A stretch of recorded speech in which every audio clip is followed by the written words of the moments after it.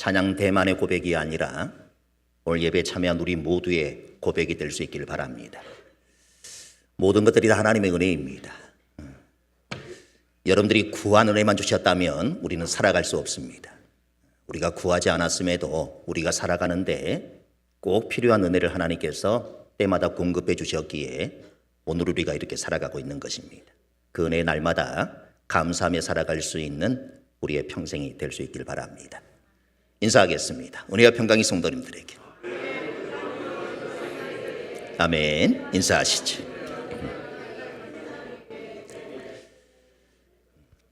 오늘도 하나님을 예배하기 모인 여러분 모두에게 하나님의 은혜와 평강이 충만하게 흘러넘치기를 소망합니다. 옛날에 마음씨 착한 할아버지 한 분이 마을의 등대지기가 되었습니다. 이 할아버지에게는 등대를 밝히기 위해서 한 달에 한 번씩 기름이 공급되었습니다. 그리고 그 기름은 필요한 것보다 늘 넉넉하게 공급이 되었습니다. 어느 추운 겨울밤에 이웃 할머니 한 분이 추위에 떨면서 찾아왔습니다. 집에 기름이 떨어져 그러는데 기름을 조금 얻을 수 있겠느냐 이렇게 물었습니다. 마음씨 좋은 할아버지가 기꺼이 기름을 조금 나눠줬습니다. 얼마 후에 동네 아저씨가 찾아왔습니다. 자기 집에 등잔을 밝혀야 하는데 기름을 조금 나눠줄 수 있겠느냐. 그래서 할아버지는 또 약간의 기름을 나누어 주었습니다. 또 어떤 날에는 동네 꼬마가 와서 자전거가 오래되어 바퀴가 잘 돌아가지 않아 기름을 좀 채야 되겠는데 기름을 좀 나눠줄 수 있겠느냐. 그렇게 해서 이 마음씨 좋은 등대지기 할아버지는 또 기름을 나누어 주었습니다. 이렇게 하다 보니까 여분의 기름을 조금씩 나누어 주는 것은 등대지기의 습관이 되어버렸습니다. 그렇게 하던 어느 날 계산을 조금 잘못하는 바람에 하루분의 기름이 모자라는 그런 사태가 발생했습니다. 그날따라 비바람이 심하게 불었고 폭풍이 몰려오는데 캄캄한 밤에 등대를 밝힐 수가 없게 되었고 두 척의 배가 바로 등대 앞에서 파손당하는 그런 사고가 일어났습니다. 관청에서 감독관이 파견이 되었고 조사 과정에서 이 등대지기가 기름을 조금씩 나누어 준 것이 드러나게 되었습니다. 물론 그 일로 이 등대지기는 파면이 되었습니다. 감독관은 이 노인에게 이렇게 말합니다. 당신에게 기름이 공급된 이유는 오직 한 가지의 목적 때문이다. 그것은 등대를 밝히는 것이다. 당신은 가장 중요한 목적을 망각했다. 이 착한 등대지기가 어려운 이웃들에게 기름을 나눠준 것은 참 잘한 일이었습니다. 그러나 그는 가장 중요한 목적을 망각했습니다. 그것이 인생의 결정적인 실수가 되고 말았습니다. 세상에는 우리가 해야 할 좋은 일들이 많이 있습니다. 그러나 가장 중요한 목적을 망각하게 될 때 많은 좋은 일을 하고서도 실패할 수 있는 것입니다. 그래서 이런 말이 있습니다. 차선은 최선의 적이다. 좋은 일을 하다가 가장 좋은 일을 등한히 함으로써 우리 인생에서 결정적인 어려움을 당할 수 있다는 것입니다. 오늘 본문은 오직 예수 그리스도가 자신의 삶의 목적이었던 바울을 소개합니다. 바울의 삶은 표면적으로만 보면 꼬일 대로 꼬인 실타래처럼 되는 일이 아무것도 없는 것 같고 실패자처럼 보입니다. 그러나 바울은 빌립보 교회 사람들이 걱정하는 것처럼 복음 전파가 중단되었거나 퇴보하는 것이 아니라 오히려 진전하고 있다. 이렇게 자신 있게 말합니다. 바울이 이렇게 확신을 가지고 말할 수 있었던 이유는 죄수가 되지 않고서는 결코 복음이 전해질 수 없었던 시위대 군인들에게 복음이 전해지게 되었고 그 군인들에 의해서 그의 가족들에게 전해지게 되고 또 그 가족들을 통해 다른 사람들에게까지 전해지는 계기가 되었기 때문이라고 말합니다. 뿐만 아니라 바울은 법정에서 자신이 어떤 사람이었는지 예수 그리스도란 분이 어떤 분이신지 그분이 자신의 삶에 어떻게 개입하셨는지 그리고 그분을 위해 산다는 것이 무엇인지 지금 자신이 어떤 소망을 갖고 살아가고 있는지를 철저히 변론을 했습니다. 그 모습을 보고 신앙이 연약했던 많은 그리스도인들이 예수가 어떤 분이신지 더욱 뚜렷하게 알게 되었고 자신들이 어떤 삶을 살아야 하는지를 깨닫고 복음을 전하게 되었습니다.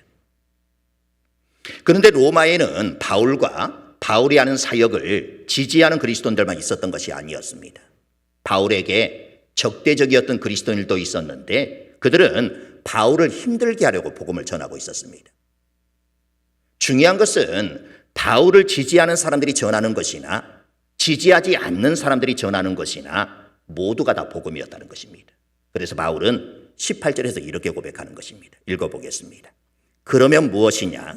거칠애로 하나 참으로 하나 무슨 방도로 하든지 전파되는 것은 그리스도니 이로써 나는 기뻐하고 또한 기뻐하리라. 바울은 거칠애든 진심이든 무슨 방도이든지 그리스도가 전해지기만 한다면 자신은 기뻐하고 또한 기뻐한다라고 고백합니다. 기뻐하고 기뻐하리라 이렇게 두 번이나 반복하는 것을 보면 바울이 정말 기쁘구나 이렇게 생각할 수도 있겠지만 다른 하나는 기뻐해야 할 이유가 두 가지였기 때문에 이처럼 두 번 기뻐한다라고 말하고 있습니다. 바울이 기뻐한 첫 번째 이유는 우리가 이미 살펴본 것처럼 자신이 감옥에 갇힌 일이 복음의 진보를 가져왔기 때문입니다. 그리고 두 번째 기쁨이 무엇인지가 19절, 20절에 나오는데 먼저 우리 19절을 같이 한번 보겠습니다. 이것이 너희의 간구와 예수 그리스도의 성령의 도우심으로 나를 구원에 이르게 할 줄 아는 고로. 바울이 기뻐하는 이유는 빌립보 교회 사람들의 기도와 성령님의 도우심이 자신을 구원에 이르게 할 것이기 때문이라 이렇게 고백합니다. 19절에서 말하는 구원은 두 가지의 의미를 가지는데 하나는 옥에서 풀려나는 것이고 다른 하나는 사형을 당해 죽은 후 하나님 앞에 서는 것을 모두 포함하는 그런 말입니다. 바울은 자신이 구원에 이를 수 있는 이유로 두 가지를 말하는데 첫째가 빌립보 교회의 간구 때문이다 이렇게 말합니다. 간구는 특별한 목적을 가지고 드리는 기도를 의미합니다. 빌립보 교회가 바울 위에 드린 간구를 바울의 기도로 풀어서 말씀을 드리면 이렇게 말씀드릴 수 있습니다. 하나님, 만약 제가 석방되어 신실한 삶을 살게 된다면 그것은 빌립보 교회가 기도해 주었기 때문입니다. 혹 제가 석방되지 못하고 이 땅에서 마지막 숨을 내쉬고 하나님 앞에 신실한 모습으로 서게 된다면 그것 또한 빌립보 교회가 기도해 주었기 때문입니다. 두 번째로 바울은 자신이 구원에 이를 수 있는 것은 빌립보 교회 사람들의 간구와 더불어 예수 그리스도의 성령의 도우심 때문이라고 고백합니다. 성령의 도우심은 기도보다 훨씬 중요합니다. 사실 우리는 우리가 무엇을 구하는 것이 우리 삶에 유익한지 또 우리를 바르게 세워주는 것이 무엇인지를 잘 모르기 때문입니다. 우리는 기도를 통해서 하나님과 교제하며 하나님께 우리의 사정을 아뢰입니다. 그래서 우리의 기도는 지금 우리의 상황에서 가장 필요하다고 생각되는 것들을 구합니다. 제가 여러분들의 기도 제목을 한번 맞춰볼까요? 자신과 가족이 병들지 않고 건강한 것, 경제적으로 지금보다 조금이라도 나아지는 것, 공부해야 하는 자녀들이 지금보다 조금 더 공부를 잘하는 것, 자신이나 자녀들이 취직과 결혼 등을 무난하게 잘하는 것. 아마 여러분들이 드린 모든 기도가 거의 대부분 이 제목 안에 포함이 될 것입니다. 그러나 이런 것들이 인생에 꼭 필요한 것이면 틀림이 없지만 우리를 온전한 그리스도인으로 만들어가는데 그리 많은 도움이 되지 않음을 우리는 부인할 수 없습니다. 게다가 우리가 지금까지 구한 모든 것을 하나님께서 응답해 주셨다면 우리가 지금보다 훨씬 더 훌륭한 그리스도인이 되기보다 오늘 이 자리에 앉아있지 않을 가능성이 훨씬 더 많습니다. 앞서 말씀드린 바와 같이 우리는 무엇이 더 유익한 것인지 무엇이 우리를 더 바르게 만들어가는 것인지 잘 모르는 경우가 많습니다. 하나님께서 응답하시고 역사에 가시는 방법이 우리의 한계를 초월할 때가 많습니다. 그래서 성령님께서 우리를 위해 말할 수 없는 탄식으로 간구해 주시는 것입니다. 이것을 바울이 깊이 인식하고 있었습니다. 20절을 같이 읽어보겠습니다. 나의 간절한 기대와 소망을 따라 아무 일에든지 부끄러워하지 아니하고 지금도 전과 같이 온전히 담대하여 살든지 죽든지 내 몸에서 그리스도가 존귀하게 되게 하려 하나니. 바울은 두 가지의 결단을 드러냈습니다. 재판에서 무죄가 확정되어 석방되면 자유로운 상태에서 복음을 증거함으로써 그리스도를 존귀하게 할 것이고 사형이 선고되면 순교를 통해 그리스도를 존귀하게 하겠다 이렇게 말하고 있습니다. 결국 사나 죽으나 자신을 통해 예수 그리스도가 존귀하게 되기만 한다면 자신은 아무런 여한이 없다는 것입니다. 바울은 이미 생명을 건 사역을 하고 있습니다. 오히려 그는 빨리 천국에 가고 싶었습니다. 다음 주에 살펴보게 되어질 빌립보서 1장 23절에서도 그는 자신이 세상을 떠나서 그리스도와 함께 있는 것이 훨씬 더 좋은 일이고 그렇게 하고 싶다라고 밝히고 있습니다. 이런 생각을 가지고 있었던 그였지만 계속되는 빌립보서 1장 24절부터 26절에서는 빌립보 교인들의 믿음의 진보와 기쁨을 위하여서는 자신이 사는 것이 더 유익하다 이렇게 고백합니다. 이처럼 바울은 모든 삶의 생각과 우선순위가 어떻게 해서든 그리스도가 더 많이 드러나고 더 많이 전파되는 것에 있었습니다. 자신이 살면 열매를 맺을 것이고 죽으면 그토록 사모하는 주님과 더 빨리 만날 것이기 때문에 사느냐 죽느냐는 전혀 중요하지 않았던 것입니다. 간절한 기대라는 이 단어가 원문에는 한 단어로 되어 있습니다. 목을 길게 빼내어 바라보는 것, 이것을 의미합니다. 한자성어로 얘기하면 학수고대입니다. 이는 한 가지 목적을 위해 다른 것에 눈을 돌리지 않는 그런 상태를 말합니다.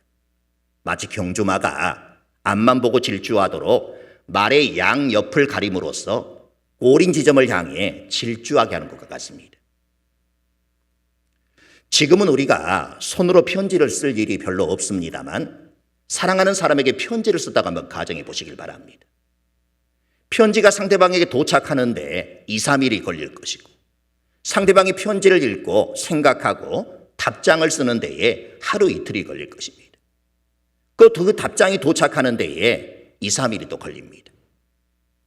그래서 편지를 보내고 답장을 받기까지는 최소한 일주일은 걸리는 것입니다. 그러면 답장을 기다리고 있는 사람은 최소한 일주일이 걸릴 것이기 때문에 일주일 후부터 우편함을 열어보겠습니까? 모르긴 몰라도 편지를 보낸 그 다음 날부터 우편함을 열어볼 것입니다. 그러다가 우체부라도 만나게 되어지면 우리 집에 편지 온 것이 없느냐 이렇게 물어보기도 할 것입니다. 그러다가 일주일이 지나도 답장이 안 오면 불안해지기 시작하고 내 편지가 그 집에 잘 도착한 것은 맞는가? 다른 사람이 몰래 읽고 버린 것은 아닌가? 여러 가지 생각이 들 것입니다. 그것이 간절한 기대, 학수고대입니다. 바울이 이토록 목이 빠지도록 기다리는 것은 아무 일에도 부끄럽지 않고 살든지 죽든지 자신의 몸에서 그리스도가 존귀하게 되는 것이었습니다. 부끄러움이 없어야 한다고 합니다. 인터넷에 들어가 보면 기독교에 대한 악플을 달며 기독교를 비방하는 것을 보게 됩니다. 그러나 그들 중 어느 누구도 예수님을 비방하는 사람은 단 한 명도 없습니다. 다 교회가 싫은 것이고 그리스도인이 싫다는 것입니다. 왜 그렇습니까? 그것은 우리 그리스도인의 삶이 교회 안에서와 교회 밖에서가 판이하게 다르기 때문입니다. 여러분들이 교회에 들어오시면 오른쪽 뒤편에 제가 이렇게 적어놨습니다. 예배의 생활화, 생활의 예배화. 여러분들이 지금 이곳에서 드리는 예배의 이 모습이 세상의 삶의 자리에서 동일해야 한다는 것입니다. 교회 안에서는 그 누구보다도 거룩한데 밖에서는 세상 사람들과 별 다를 바 없이 살아가는 그런 그리스도인들 때문에 예수님이 욕을 먹는 것입니다. 아시아 최초의 노벨 문학상 수상자요, 시인이요, 철학자인 인도의 타고르는 이런 말을 했습니다. 나는 그리스도를 좋아합니다. 그러나 그리스도인을 좋아하지 않습니다. 왜냐하면 그들은 그리스도를 닮지 않았기 때문입니다. 우리는 세상이 우리 그리스도인들 향해 하는 말에 귀를 기울일 필요가 있습니다.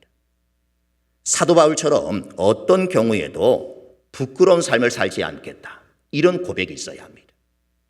적어도 하나님 앞에서 부끄러움이 없어야 하고 말씀에 비추어 볼 때 부끄러움이 없어야 하며 믿지 않는 사람들이 보기에도 부끄러움 없는 삶을 살아야 한다는 것입니다.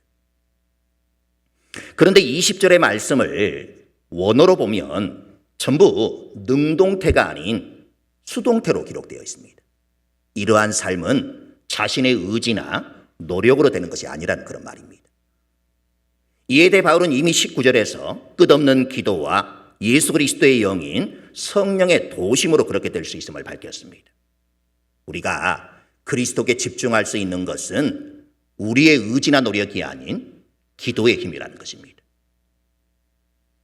바울은 로마 황제를 주님이라고 부르려 고백하던 그 시기에 십자가에 달리신 예수님을 주님이라고 전했기에 투옥되어 재판을 받고 또 재판을 기다리고 있습니다.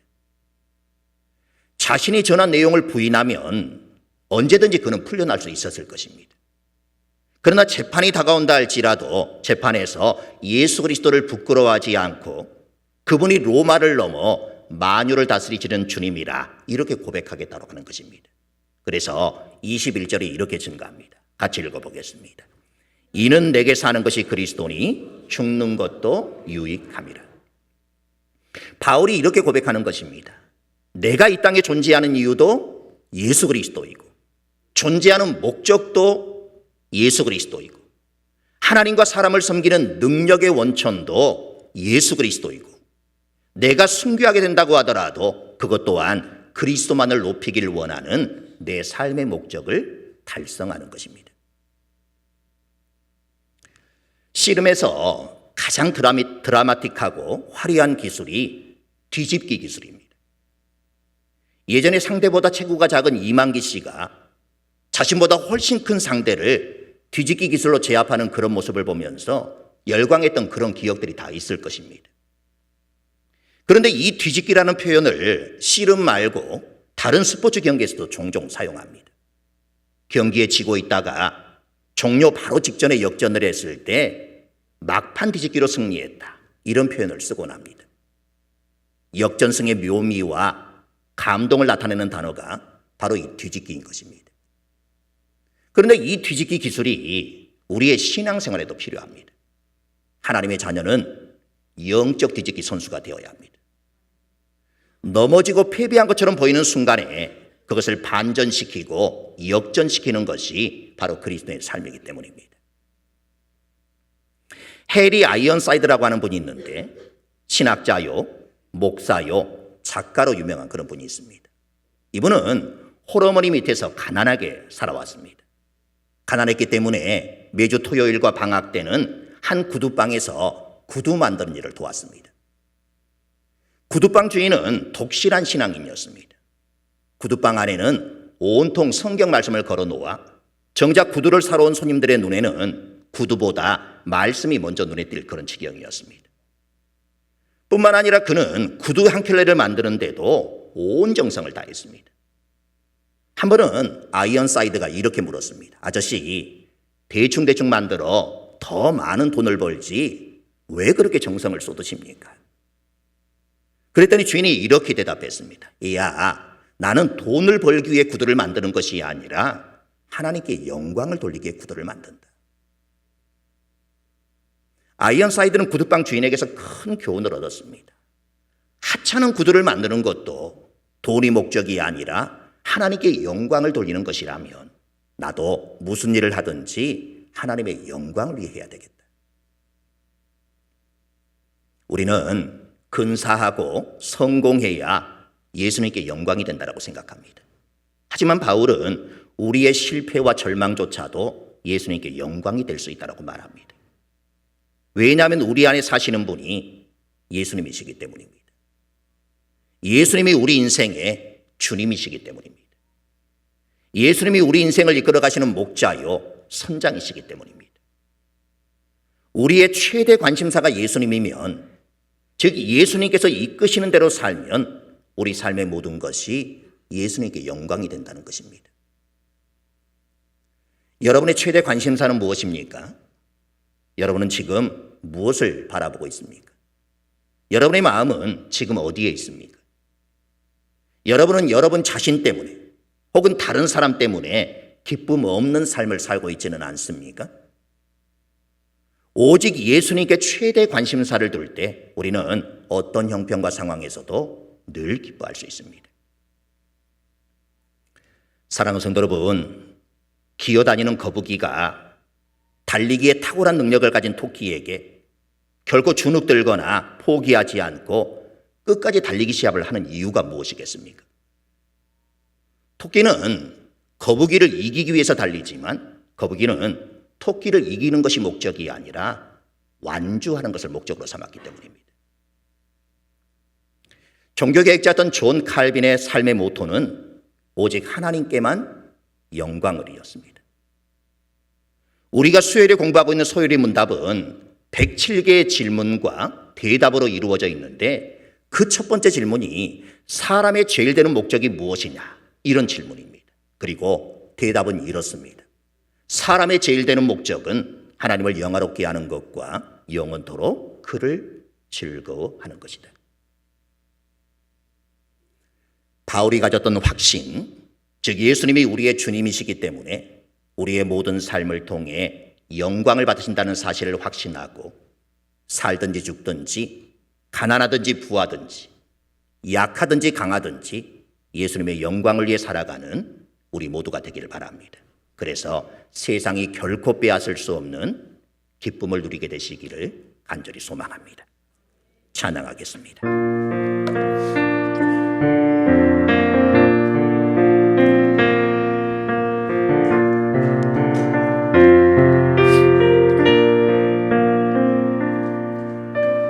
이제 내가 살아도 주 위에 살고 이제 내가 죽어도 주 위에 죽네. 하늘 영광 보여주며 날 오라 하네.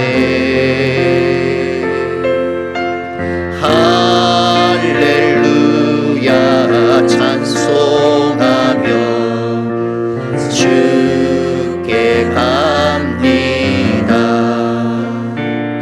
그러므로 나는 살아 죽으나 주님 것이요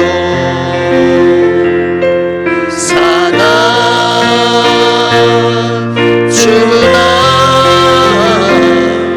사나 죽으나 날 위해 피 흘리신 내 주님의 것이요 이제 내가 떠나도 저 천국 가고 이제 내가 있어도 주 위에 있네. 우리 예수 찬송하며 나는 가겠네. 천군 천사 나팔 불며 마주 나오네. 그러므로 나는 살아 죽으나 주님 것이요 사나 죽으나 사나 죽으나 날 위해 피 흘리신 내 주님의 것이요. 이 시간 우리 함께 기도하겠습니다. 여러분의 최대 관심사는 무엇입니까? 과연 하나님의 영광을 위해 살고 계십니까?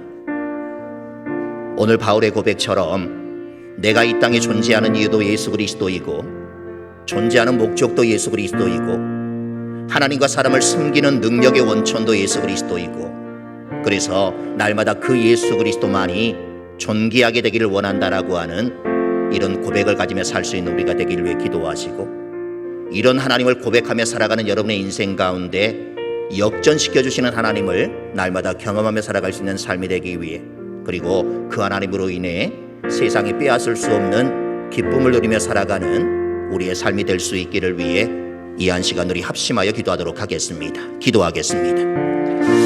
하나님, 바울이 했던 그 고백이 오늘 살아가는 우리의 고백이 되기를 위해 기도합니다. 아버지 하나님, 바울은 자신이 살든지 죽든지 오직 하나님만 존귀하게 된다라고 하면 그것으로 충분하다라고 하는 고백을 가지고 살아갔습니다. 과연 주님, 우리는 어떤 것에 관심을 가지고 살아가는지, 과연 하나님의 영광을 위해 어떤 삶을 살고 있는지 이 한 시간 돌아보는 시간이 되기를 위해 간절히 기도합니다. 주님, 바울과 같은 삶의 목표를 가지고 우리도 이 땅의 삶을 살아갈 수 있기를 원합니다. 내가 이 땅에 존재하는 이유도 예수 그리스도이고 내가 이 땅을 살아가는 목적도 예수 그리스도이며 내가 하나님과 사람을 섬겨가는 원천의 그 능력도 바로 예수 그리스도임을 고백할 수 있도록 도와주시고 내가 교회를 위해 성도들을 위해 섬기며 봉사하는 모든 것들도 다 예수 그리스도임을 날마다 고백하며 살아가는 우리의 인생이 되기를 위해 간절히 기도합니다. 아버지 하나님, 목적이 분명하지 아니하면 우리는 방황하고 흔들릴 수밖에 없습니다. 분명한 목적을 가지고 살아야만이 흔들리지 않는 인생을 살아가게 되어집니다. 우리가 약하든지 강하든지 가난하든지 부하든지 언제나 주님의 영광만을 위해 살아갈 수 있는 주의 백성들이 되기를 위해 간절히 기도합니다.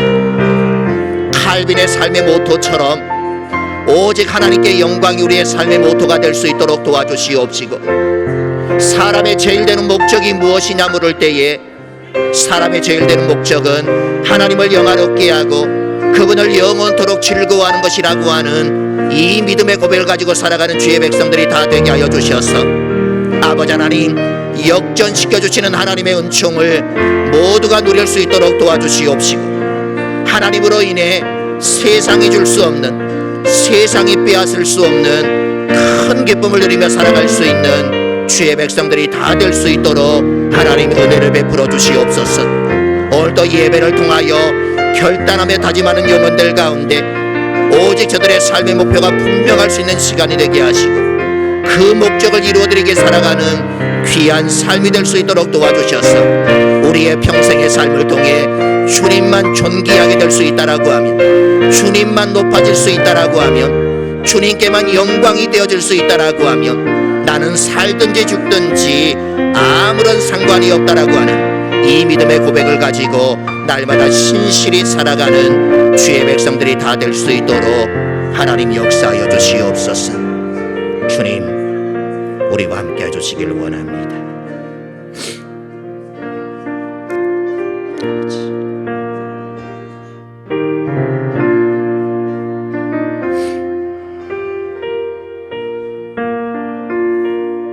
주님, 오늘의 말씀을 통해 내가 요즘 가장 관심을 가지고 살아가는 것이 무엇인지를 돌아보게 하시니 감사합니다. 과연 내 삶이 하나님께 영광이 되어지는 삶인지를 이 한 시간 돌이켜보게 하시니 감사합니다.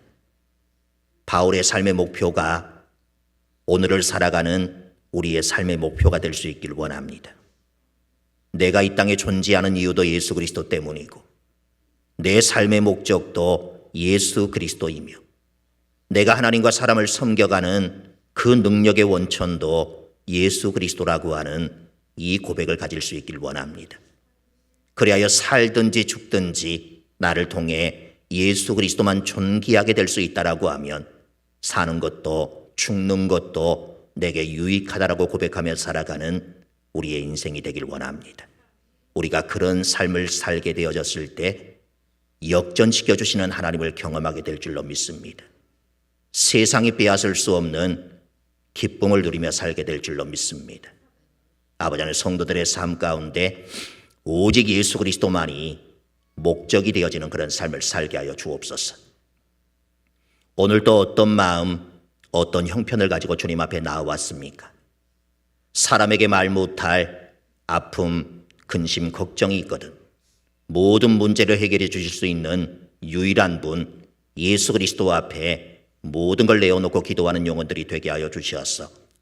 오늘도 우리의 모든 삶의 문제를 해결하여 주시고 우리 마음을 짓누르고 있는 근심과 걱정을 떠나가게 하시며 세상이 줄 수 없는 평안으로 우리의 심령을 가득 채워주시는 하나님의 은총을 누리게 하여 주옵소서.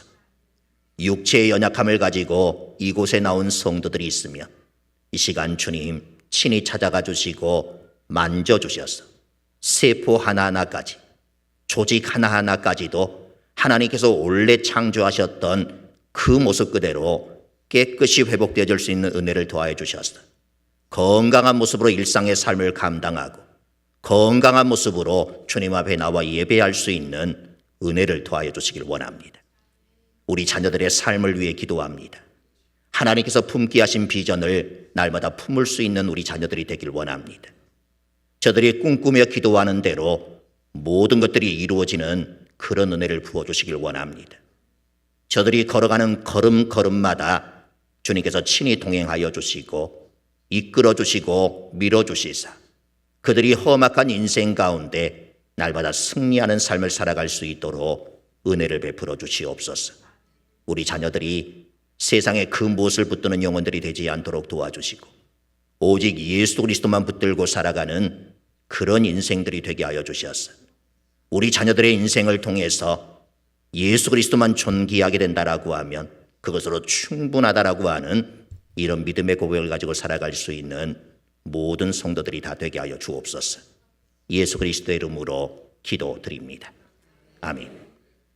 이제는 우리 주 예수 그리스도의 은혜와 우리 아버지 하나님의 크신 사랑과 성령님의 교통하심이 우리의 삶의 목적, 이유가 예수 그리스도가 되어 예수 그리스도만 내 삶을 통해 존귀하게 되어진다고 하면 사는 것도 죽는 것도 다 유익하다라고 하는 이 고백을 가지고 한 주간의 세상의 삶 속에서도 승리하기를 간절히 소원하는 온 하나님의 백성들 가운데 저들의 가정과 자녀와 삶의 자리 가운데 이제로부터 영원토록 함께 계시기를 간절히 축원하옵나이다.